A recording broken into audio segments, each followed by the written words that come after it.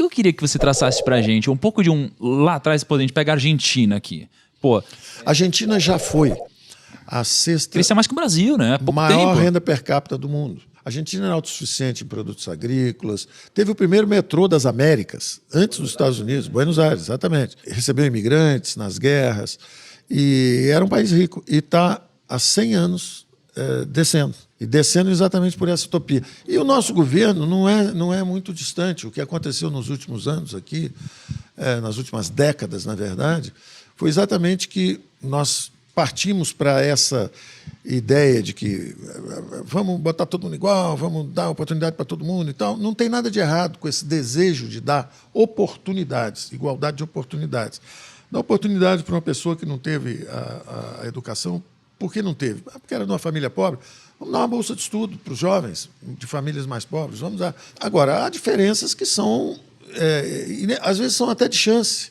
Você está no lugar certo, na hora certa, e aquilo ali te favorece. Você era um plantador de grãos na hora que o produto subiu muito e você ganhou muito. E, às vezes, o contrário, teve um mau clima e destruiu sua colheita inteira. Então, a vida tem muitas chances, tem muitas oportunidades. Agora, o importante é a filosofia de cada um ter que ser responsável pelo seu destino, cada um se empoderar através do conhecimento, cada um ter a sua luta de melhorar através de gerações. Isso não é um esforço de uma pessoa. É uma vida inteira, que depois você dá os exemplos para os filhos, depois para os netos.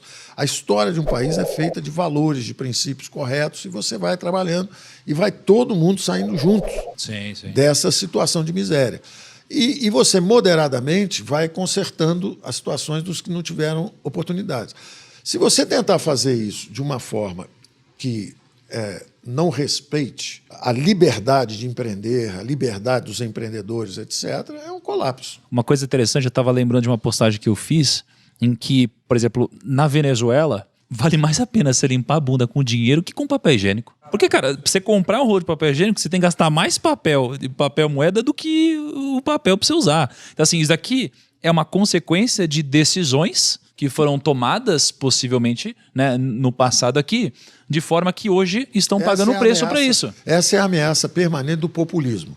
É justamente você querer dizer, olha, eu vou acabar com a desigualdade, dando dinheiro para todo mundo. Você leva, por exemplo, como o Brasil já foi duas vezes para a hiperinflação. Tem feito, sim, o Brasil foi duas vezes para a hiperinflação.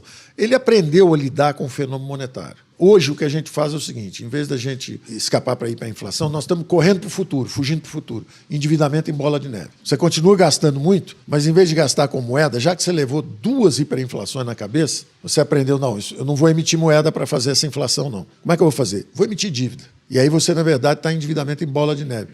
Filhos e netos nossos vão ter impostos muito altos no futuro para pagar essa falta de coragem de uma geração de enfrentar os seus problemas. Eu não falo isso, não. Eu tenho uma pergunta sobre isso, ministro. Porque o Brasil, antes do Plano Real, sofreu muito com a inflação. Como o senhor falou, a gente teve de 54 a 94, foram 40 anos de inflação de no mínimo 2 dígitos.